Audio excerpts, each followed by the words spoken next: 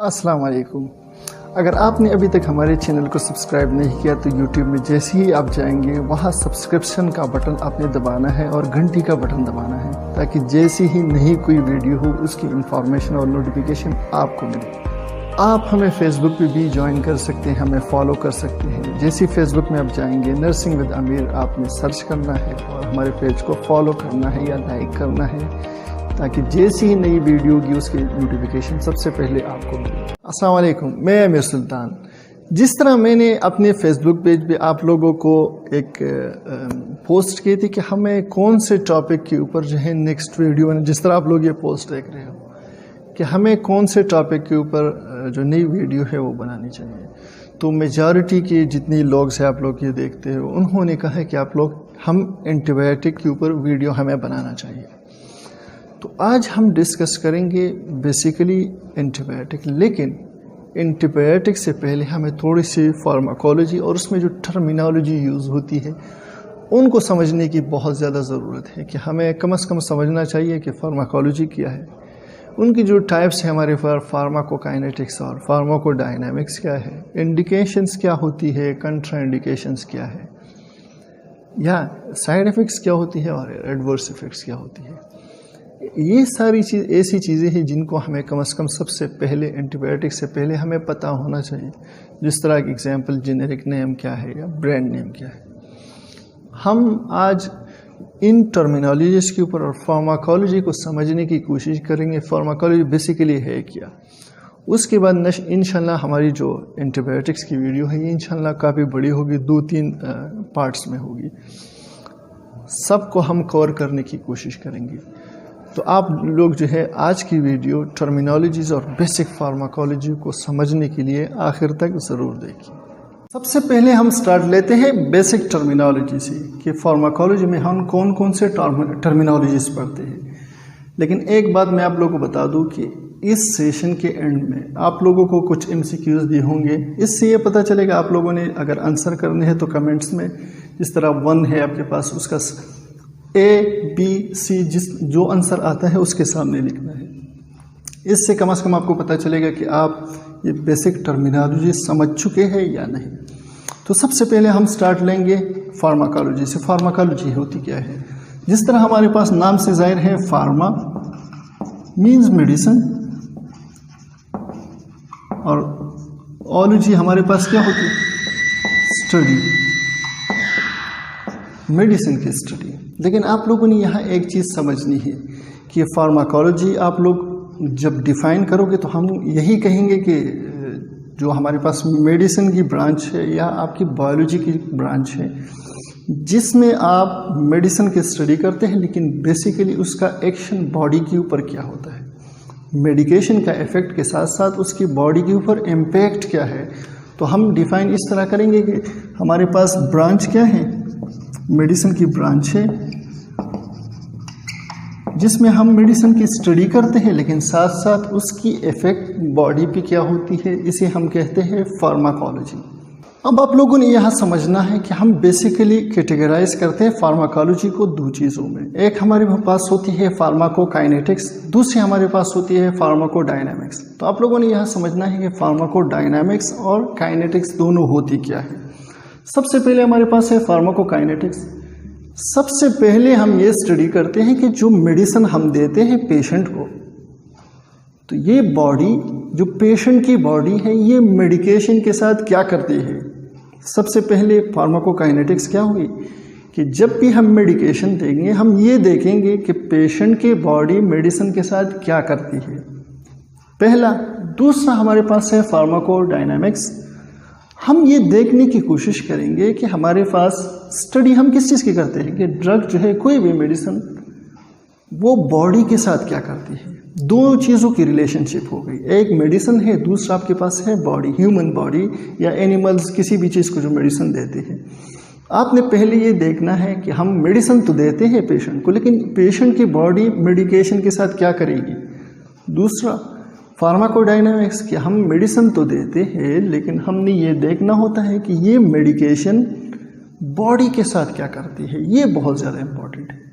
अब आप लोगों ने देखना है कि फार्माको जो काइनेटिक्स है और फार्माकोडायनामिक्स, इन दोनों में हमने कौन कौन सी चीज़ें देखनी है। सबसे पहले हमारे पास है फार्माकोकाइनेटिक्स। फार्माकोकाइनेटिक्स में हमने ये देखना है कि जिस रूट के ज़रिए, यानी हर मेडिकेशन के साथ अपनी एक स्पेसिफिक रूट होती है। कोई इंट्रावीनस यानी वेंस के ज़रिए हम देते हैं, कोई जो IM है इंट्रामस्कुलर देते हैं, सबकुटीनियस ओरल देते हैं हम। तो आपने ये देखना है कि हम जिस मेडिकेशन, स्पेसिफिक मेडिकेशन को रूट कौन से के ज़रिए देते हैं, उसकी अमाउंट कितनी है। दूसरा, फ्रीक्वेंसी जो है उस मेडिकेशन की कितनी है, यानी कितनी दफ़ा दिया जा रहा है उसको दिन में।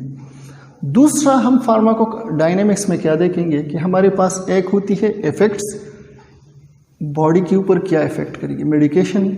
मतलब यह है कि मेडिकेशन जिस चीज़ के लिए देते हैं, जिस रीज़न के लिए देते हैं, वो तो आपने दे दिया, लेकिन इसके अलावा क्या इफ़ेक्ट्स हैं, और साथ में ये मेडिकेशन के हमारे पास मैकेनिज़्म ऑफ एक्शन क्या है। मतलब ये है कि आप किसी को लकड़ी देते हो, डंडा देते हो, या चाकू देते हो, तो वो आपसे पूछता है कि मैंने किसी को मारना है, किसी चीज़ को काटने के लिए इस्तेमाल करना है। ये बेसिकली क्या है, मैकेनिज़्म ऑफ एक्शन, कि आपने कहाँ जाके या किस तरीके से उसको यूटिलाइज करना है। अब हमने बेसिकली फार्माकोकाइनेटिक्स को डिटेल में समझना है। बेसिकली हमारे पास फार्माकोकाइनेटिक्स की 4 स्टेप होते हैं। एक हमारे पास है absorption, distribution, metabolism and elimination. जैसे ही मेडिसिन आप देते हैं किसी पेशेंट को, तो ये बॉडी मेडिकेशन के साथ क्या करते हैं, सबसे पहले उसकी एब्जॉर्प्शन स्टार्ट हो जाती है कि जिस साइड से, यानी आप ओरल देते हो मेडिकेशन, IM देते हो, IV देते हो, तो ये क्या वहाँ साइड से लेकर जिस थेराप्यूटिक एजेंट को आप देते हो उस साइड से लेकर ये बॉडी में जो है क्या एब्जॉर्प्शन उसके स्टार्ट हो जाती है, बॉडी उसको जज़ब करती है। दूसरा जो हमारे पास होता है डिस्ट्रीब्यूशन। अब जैसे ही ये मेडिकेशन ब्लड स्ट्रीम में आ जाता है, तो ब्लड स्ट्रीम में ये सर्कुलेट तो मुसलसल नहीं करेगा। अब इन्होंने किसी साइड के ऊपर जाना है, मतलब यह है कि उसके रिसेप्टर अगर स्केलेटन में है, उन्होंने वहाँ डिस्ट्रीब्यूट होना है। उसके रिसेप्टर ब्रेन में है, उन्होंने वहाँ जाना है। उसके रिसेप्टर नोज़ में है, वहाँ जाना है। स्मूथ मसल में है, एब्डोमिनल एरिया में है, पेल्विक, जिस एरिया में उसके रिसेप्टर होते हैं वहाँ इस मेडिकेशन ने अब डिस्ट्रीब्यूट होना है। तो ये क्या करते हैं, मेडिकेशन जो है बेसिकली जो ब्लड स्ट्रीम होती है, जो हमारी ब्लड है, वहाँ से क्या हो जाती है, अलहदा हो जाती है। उस एरिया में जिस तरह हमारे पास जो स्पेसेस होते हैं within the cell, intracellular areas में जो है ये जाना शुरू कर देते हैं। फिर हमारे पास होती है इसकी मेटाबॉलिज्म। अब मेटाबॉलिज्म जो है बेसिकली जिस टिश्यूज़ को ज़रूरत थी वहाँ पे ये पहुंची, तो ये मेटाबोलाइज होना शुरू हो जाएगी, क्योंकि एलिमिनेशन से पहले जिस एरिया को ज़्यादातर जो है वो ज़रूरत होती है, उस एरिया में इन मेडिसिन ने अब मेटाबोलाइज होना है, इन्होंने इफ़ेक्ट दिखाना है। ज़्यादातर जो हमारी मेटाबॉलिज्म करती है उसमें हमारी जो है रिस्पॉन्सिबल होती है लीवर, और साथ में जो है वो किडनी। दूसरी साइड्स भी बहुत सारे हैं जो इंक्लूड होते हैं किस चीज़ में, मेटाबॉलिज्म में। अब आखिर में इस मेडिकेशन ने जिस साइड से देना था ब्लड स्ट्रीम में शामिल हुआ, जिस साइड पे उसने जाना था वहाँ पहुँचा, मेटाबॉलिज्म हुई। अब ये मेडिकेशन इसको जब इन्होंने अपना इफ़ेक्ट दिखाया, इसके जो वेस्ट प्रोडक्ट्स है अब इन्होंने निकलना है बॉडी से, तो थ्रू होती है एलिमिनेशन। अब इन एलिमिनेशन ज़्यादातर जो मेडिकेशन होती है वो हमारी किडनी के ज़रिए क्या हो जाती है, एलिमिनेट हो जाती है बॉडी से।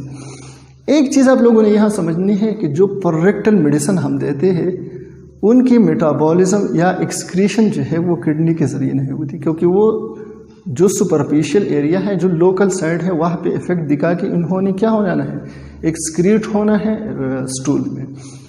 ये बेसिकली था हमारे पास फार्माकोकाइनेटिक्स के मेडिकेशन के साथ बॉडी जो है उसको 4 हिस्सों में तकसीम करती है। एब्जॉर्प्शन, दूसरा हमारे पास डिस्ट्रीब्यूशन, फिर मेटाबॉलिज्म और फिर एलिमिनेशन। मेडिकेशन जो है वो पूरी बॉडी से निकल जाती है। दूसरा हमारे पास यहाँ है फार्माकोडायनामिक्स। डायनामिक्स बेसिकली हमारे पास क्या है, चेंजेस। एक होती है स्टैटिक, जो एक ही जगह पे क्या होती है, मौजूद होती है, मूवमेंट्स नहीं करती। डायनामिक्स बेसिकली हमारे पास क्या है, मोशन। तो हमने यह देखना है कि ये मेडिसिन अब बॉडी के साथ क्या करेगी। तो उसमें दो चीज़ें हमारे पास आती है। एक है मैकेनिज्म ऑफ एक्शन।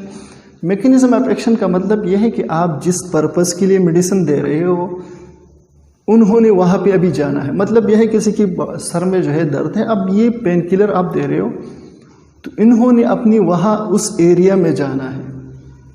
लेकिन इसके साथ साथ हो सकता है इस पेशेंट को फीलिंग्स जो है नौजिया हो, शायद में हो सकता है वोमिटिंग हो जाए, या कभी कभार लोगों को डायरिया भी स्टार्ट हो जाती है।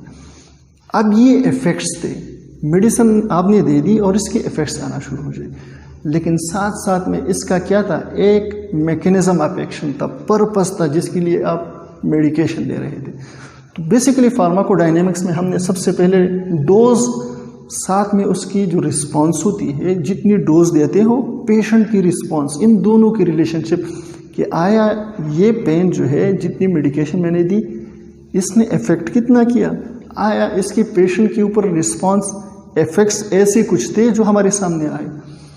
Drug concentration and effects. दूसरा हम देखते कि जिस मेडिकेशन यानी अगर मैं डाइल्यूट कर रहा हूँ, सही है, या उसको मैं इन्फ्यूजन में डाल रहा हूँ, कंसंट्रेशन बिल्कुल मैं तब्दील कर रहा हूँ, तो ड्रग की कंसंट्रेशन और इसका इफेक्ट कि आया मैं प्योर फॉर्म में दूंगा उसका इफेक्ट क्या होगा, अगर फिर मैं इसको डाइल्यूट करूँगा उसका इफेक्ट क्या होगा।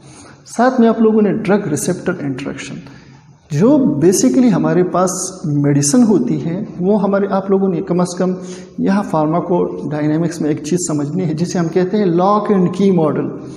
लॉक एंड की हमारे पास बेसिकली क्या होती है कि एक पेशेंट है, उसको डायरिया है, तो आप उसको क्या डायरिया की मेडिकेशन दोगे। अगर आप उसको पेनाडोल देते हो तो उसका डायरिया ठीक नहीं होगा। इसका अगर एक एग्जांपल ले ले कि आप किसी का दुकान खोलने की कोशिश कर रहे हो, आप किसी दूसरी चाबी उठाओगे तो ये दुकान नहीं खोलेगा। क्यों? उसकी ताले की जो चाबी है वो ये नहीं है। इसी तरह बिल्कुल जो हमारी बॉडी में रिसेप्टर्स होते हैं उनके लिए भी वही सबस्ट्रेट चाहिए होता है। जब सबस्ट्रेट बेसिकली हमारे पास क्या होती है कि हम हमारी जो बॉडी में क्या होते हैं, हर जगह पे वो मसल्स है, वो स्केलेटन है, वो हमारी स्मूथ मसल्स है, ऑर्गन है, कार्डियोवास्कुलर सिस्टम है, हर जगह पे अपने रिसेप्टर्स होते हैं। अब उस रिसेप्टर के लिए वही मखसूस सबस्ट्रेट चाहिए, अगर आप वही दोगे तो ठीक होगा, वरना ठीक नहीं होगा। मतलब यह है कि अगर एक बंदा है उसको इंजरी लगी है, इंजरी हुई या उसको मसल स्पाज़म हुआ है, अब स्पाज़म के लिए क्या आप उसको फ्लाइजेल दे रहे हो, तो फ्लाइजेल काम नहीं करेगा। क्यों? क्योंकि फ्लाइजेल की जो हमारे पास रिसेप्टर्स है वो मस्कुलोस्केलेटन एरिया में मौजूद नहीं है। कम से कम आप लोगों को ये तीन समझना चाहिए कि हमारी बॉडी में एक रिसेप्टर्स होते हैं, वो टिश्यूज़ पे होते हैं, हर एरिया में अपने रिसेप्टर मौजूद होते हैं। जो मेडिकेशन हम देते हैं वो सबस्ट्रेट के तौर पर जाते हैं। जब ये सबस्ट्रेट और रिसेप्टर ये दोनों एक दूसरे के साथ मिलेगा तो एक केमिकल रिएक्शन होगा। मतलब ये है कि जो जिस मैकेनिज्म ऑफ एक्शन के लिए मेडिसिन दे रहे थे वो केमिकल रिएक्शन हो जाएगा। अगर आपका सबस्ट्रेट जो है वो गलत है, रिसेप्टर उसको एक्सेप्ट नहीं करेगा, केमिकल रिएक्शन नहीं होगा, पेशेंट की जो मैकेनिज्म ऑफ एक्शन जिस चीज़ के लिए आप दे रहे थे वो कंप्लेन ख़त्म नहीं होगा। तो कम से कम आप लोगों को लॉक एंड की मॉडल समझना चाहिए कि रिसेप्टर कहाँ पे है, कौन से हैं, और जो मेडिसिन मैं दे रहा हूँ आया ये मैं उसके लिए दे रहा हूँ या नहीं। दूसरा हमारा यहाँ पे एक आप लोगों ने सुना होगा कि जो भी मेडिसिन आप लेते हैं उस पर 2 किस्म के नाम लिखे होते हैं, तो आप कंफ्यूज हो जाते हैं। तो आप लोगों ने यहाँ कम से कम ये क्लियर समझना है कि बेसिकली हमारे पास जो ब्रांड नेम है और जेनेरिक नेम, इन दोनों में डिफरेंस क्या है। जेनेरिक नेम वो होती है जो पूरी दुनिया में, मतलब यह है कि पेनाडोल है, पेनाडोल सिर्फ पाकिस्तान में, अब उसके दूसरी कंपनी, मैं आसान एग्जाम्पल इसलिए देता हूँ ताकि सबको समझ आ जाए। अब उसी कंपनी का जब दूसरा देखते हो तो उसके ऊपर कैलपोल लिखा हुआ है, तो आप समझ में नहीं आता कि कौन सा मैं ले लूँ। बेसिकली यहाँ पे उसके नीचे जब आप देखोगे तो वहाँ पैरासीटामोल लिखा हुआ है। पैरासीटामोल बेसिकली इसका जेनेरिक नेम है। मतलब ये कि जो केमिकल इसके अंदर मौजूद है या जो फार्मूला है, इसका स्ट्रक्चर है, उसके बेस पे इसका नाम होता है, और ये पूरी दुनिया में बिल्कुल सेम होता है। आप कहीं भी पैरासीटामोल जो है पाकिस्तान में, इंडिया में, हर जगह आप जाओगे वहाँ आपको जो है बिल्कुल एक जैसी पैरासीटामोल मिलेगी, जिसे हम कहते हैं जेनेरिक नेम। पूरी दुनिया में एक जैसा होता है, लेकिन एक होती है ट्रेड नेम। भाई मेरी कंपनी है, मेरी मर्जी है, मैं उसको कोई भी नाम दे दूँ। मैं उसको कैलपोल देता हूँ, दूसरा उसको पेब्रोल देता है, तीसरा उसको पेट्रोल देता है, कोई जो है उसको नोडोल देता है। अब ये बेसिकली हर कंपनी के ऊपर, यानी ट्रेडर जो होता है उसके ऊपर डिपेंड करता है कि वो उसको क्या नेम देता है। तो ये ब्रांड नेम वेरी करता है कंपनी टू कंपनी। एक कंपनी का चेंज होगा, दूसरी कंपनी का चेंज होगा। जो कंपनी नाम देती है उसको, उसे हम कहते हैं ट्रेड नेम। अब हम बेसिक टर्मिनोलॉजीज की तरफ जाते हैं कि बेसिक टर्मिनोलॉजी हमारे पास, जब तक आप ये नहीं पढ़ेंगे आपको समझ नहीं आएगा कि बेसिकली हमें फार्माकोलॉजी में ये इन चीज़ों का मकसद क्या है। सबसे पहले हमारे पास आती है, किसी भी मेडिसिन का आप ड्रग कार्ड देखते हो उसमें सबसे पहली चीज़ आपको नज़र आएगा इंडिकेशन। इंडिकेशन का मतलब होता है पर्पस। आप किस पर्पस के लिए मेडिसिन दे रहे हो। जिस तरह हमारे पास, मैं आसान एग्जांपल दूंगा ताकि हर किसी के समझ में आए। जिस तरह हमारे पास है पैनाडोल, पैनाडोल उसके इंडिकेशन के ऊपर लिखा होता है एंटीपायरेटिक, यानी आप बुखार के लिए दे सकते हो। एनाल्जेसिक, अगर आपको दर्द पूरी बॉडी में, सर में कहीं दर्द होता है तो वो भी ठीक हो सकता है। ये एंटीपायरेटिक और पेन किलर या एनाल्जेसिक, ये दोनों इसकी क्या है, ये इनकी इंडिकेशन कि आप इस कंडीशन में दे सकते हो। कंट्रा इंडिकेशन, कंट्रा इंडिकेशन बेसिकली हमारे पास क्या होता है कि आप रीज़न, फिर वही रीज़न, उस पहले में इंडिकेशन में क्या था कि रीज़न देने का, यहाँ पे कंट्रा इंडिकेशन में रीज़न न देने का, कि हम मेडिसिन क्यों नहीं देते, किस कंडीशन में हम नहीं दे सकते। मतलब यह है कि अगर एक बंदा है उसको पेप्टिक अल्सर हो रही है या ब्लीडिंग हो रही है उसको, तो आप उसको डिस्प्रिन नहीं दे सकते, क्योंकि वो आपकी जो अल्सर है और ब्लीडिंग को बढ़ा देती है। मतलब यह ब्लड को और थिन कर देती है। तो आप यानी मेडिकेशन के लिए वो कंडीशन जिसमें आप नहीं दे सकते उसे हम कहते हैं कंट्रा इंडिकेशन। फिर हमारे पास है एगोनिस्ट। जिस तरह मैंने आप लोगों को लॉक एंड की में बता दिया कि हमारे पास एक होता है सबस्ट्रेट और एक होता है रिसेप्टर। अब हमारे पास रिसेप्टर बॉडी में मौजूद है, लेकिन सबस्ट्रेट ने बाहर से आना है। जब सबस्ट्रेट जो है वो बाहर से आएगा, और यहाँ पे क्या किया उन्होंने, रिसेप्टर के साथ अटैच करके जो केमिकल रिएक्शन था, जो उसको चाहिए था, जिस चीज़ का रिसेप्टर इंतज़ार कर रहा था, उन्होंने उसको यानी उसकी कम्प्लेक्स बनाने दिया। इसे हम कहते हैं एगोनिस्ट। वो मेडिकेशन जो रिसेप्टर के साथ मिलके क्या करती है, रिसेप्टर के फंक्शन को एक्टिवेट करती है। रिसेप्टर इंतज़ार कर रहा था सबस्ट्रेट का, वो मेडिसिन जो यहाँ से सबस्ट्रेट के तौर पर जाएगा और रिसेप्टर के साथ मिलके केमिकल रिएक्शन या जो रिसेप्टर की डिमांड थी वो पूरा करेगा, इसे हम कहते हैं एगोनिस्ट। अब दूसरा हमारे पास होता है एंटागोनिस्ट, जिसे ब्लॉकर्स भी कहा जाता है, इनहिबिटर्स भी कहा जाता है। एगोनिस्ट बेसिकली हमारे पास, एंटागोनिस्ट बेसिकली क्या है कि जब हमारे पास रिसेप्टर, वो मेडिसिन जो रिसेप्टर के साथ मिलेगा, रिसेप्टर को एक्टिवेट स्टिमुलेट करेगा, उसे हम एगोनिस्ट कहेंगे। लेकिन जब सबस्ट्रेट आएगा, रिसेप्टर के साथ मिलता है, मतलब ये मेडिकेशन जब बॉडी के साथ मिलेगा तो केमिकल रिएक्शन होगा। जो मेडिसिन यहाँ आके सबस्ट्रेट और रिसेप्टर को मिलने से रोकती है, केमिकल रिएक्शन न हो जाए, रिसेप्टर स्टिमुलेट न हो जाए, उन मेडिकेशन को हम कहते हैं एंटागोनिस्ट। वो मेडिसिन जो सबस्ट्रेट और रिसेप्टर को मिलने से रोकती है उसे हम कहते हैं एंटागोनिस्ट। फिर हमारे पास है side effects. Side effects basically आप कोई भी लिटरेचर उठाते हो उसके ऊपर लिखा होता है नोज़िया, वोमिटिंग, पल्पिटेशन, वर्टिगो, ये सारी चीज़ें लिखी होती हैं। मतलब ये कि जब ये मेडिसिन आप देंगे पेशेंट को, उसकी वजह से ये एक्सपेक्टेड आउटकम्स हैं, ये इफ़ेक्ट्स हैं जो हो सकते हैं। वो इफ़ेक्ट्स जो आपको पता है, एक्सपेक्ट करते हो कि यार मेडिकेशन की वजह से होगा, उसे हम कहते हैं साइड इफ़ेक्ट्स। फिर हमारे पास आती है एडवर्स इफ़ेक्ट्स। एडवर्स इफ़ेक्ट्स को आप लोगों ने कम से कम यहाँ समझना है, अनएक्सपेक्टेड। एक चीज़ आप क्या कर रहे थे कि यार जब भी मैं IV मेडिकेशन लगाऊंगा पेशेंट को नोज़िया, वोमिटिंग हो सकती है, लेकिन अब पल्पिटेशन या हार्ट रेट जो है, पेशेंट जो है हाइपरथर्मिया में चला गया, या पेशेंट बिल्कुल कॉम हो गया, हाइपोथर्मिया में चले गया, उसकी जो टेकिकार्डिया में चला गया, ब्रेडिकार्डिया में चला गया। अब ये ऐसी कंडीशन है जो आप एक्सपेक्ट ही नहीं कर रहे थे। साथ में क्या कि वो पेशेंट के लिए डेंजर हो सकती है, हार्मफुल कंडीशन हो सकती है। तो वो इफेक्ट्स जो आप एक्सपेक्ट ही नहीं कर रहे थे और वो पेशेंट की कंडीशन के लिए हार्मफुल होती है, उसे हम कहते हैं एडवर्स इफेक्ट्स। फिर हमारे पास है बायो अवेलेबिलिटी। मतलब ये है कि पेशेंट, ये जो हमारे पास मेडिसिन है सबस्ट्रेट के तौर पर बॉडी में घूम रही है, तो ये क्या अनबाउंड ड्रग, मतलब ये कि वो ड्रग जो अभी तक बाउंड रिसेप्टर के साथ नहीं हो चुकी है, ब्लड स्ट्रीम में मौजूद है, उसकी वो एबिलिटी जो रिसेप्टर के साथ मिलने से पहले, यानी मेडिसिन अभी रिसेप्टर के साथ जो है वो अटैच नहीं हुई है, तो अनबाउंडेड मेडिसिन की वो एबिलिटी जो आप किसी भी डिज़ायर इफेक्ट के लिए यूज़ कर सकते हैं, उसे हम कहते हैं, यानी मतलब यह है कि कोई भी इफेक्ट, नौजिया था, वोमिटिंग था या वर्टिंग, उस चीज़ के लिए आप इस्तेमाल कर रहे हैं, लेकिन मेडिसिन अभी बाउंड नहीं हुई है और उसकी वो इफेक्ट कि आप जो पर्पस के लिए इस्तेमाल करते हैं उसे हम कहते हैं बायो अवेलेबिलिटी। फिर हमारे पास लास्ट में आती है बायो ट्रांसफॉर्मेशन।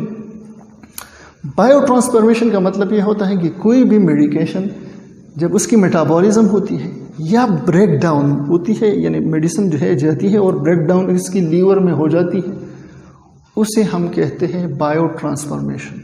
जिस तरह लफ्ज़ों से ही ज़ाहिर है, बायो जिस तरह हमारे पास जो मेडिकेशन है यहाँ पे, और ट्रांसफॉर्मेशन मतलब ये है कि चेंजेस हो रही है उसमें। बायो अवेलेबिलिटी मतलब ये है कि मेडिसिन अभी अटैच रिसेप्टर के साथ नहीं हुए, लेकिन फिर भी उसकी जो डिज़ायर इफेक्ट्स है उसको ख़त्म करने की कैपेबिलिटी, उसे हम कहते हैं बायो अवेलेबिलिटी। तो ये बेसिकली हमारे पास क्या थी, ऐसी मेन चीज़ें हैं जो हर जगह फार्माकोलॉजी में आपके सामने आएंगे। तो आपको जब तक ये न समझ नहीं आती आप कुछ नहीं समझोगे, इन चीज़ों को समझना है। फिर भी मैं आप लोगों से एक क्वेश्चन करता हूँ कि भाई नर्सेज जो है वो फार्माकोलॉजी क्यों पढ़ती है, तो आपको कम से कम ये पता होना चाहिए कि भाई हम नर्सेज मेडिकेशन एडमिनिस्ट्रेशन करते हैं। मेडिसिन जो हमें प्रिस्क्राइब करके बता दिया जाता है उनको डाइल्यूट करना, IM IV जिस रूट के ज़रिए देना है, तो वो हम मेडिकेशन एडमिनिस्ट्रेशन करते हैं। तो हमें इतना पता होना चाहिए कि बेसिकली ये मेडिसिन इस्तेमाल क्यों होती है। पेशेंट की मेंटल सेटिस्फेक्शन के लिए हमने बताना होता है कि बेसिकली ये मेडिसिन मैं दे रहा हूँ, ये मैं क्यों दे रहा हूँ, कौन कौन से साइड इफ़ेक्ट इसकी वजह से हो सकते हैं जो आपको पहले से पता है कि इस मेडिसिन की वजह से होंगे। साथ में आपको ये पता होता है कि मैं ये मेडिकेशन, पेशेंट की ये कंडीशन और इस कंडीशन में कंट्राइंडिकेटेड है, तो आप रिफ्यूज़ कर सकते हैं, नहीं देते हैं कि मैं ये मेडिसिन इस कंडीशन में ये कंट्राइंडिकेटेड है, मैं नहीं दे सकता हूँ। साथ में आपको पेशेंट को पहले जब बता देते कि मैं ये मेडिसिन दे रहा हूँ, इसकी वजह से ये साइड इफ़ेक्ट्स हो सकते हैं, तो पेशेंट मेंटली तैयार, अगर उसको उल्टी महसूस होती है, उसको वर्टिगो महसूस होते हैं, तो पेशेंट डरेगा नहीं, क्योंकि आपने पहले ही उसको ये सब कुछ एक्सप्लेन किया है।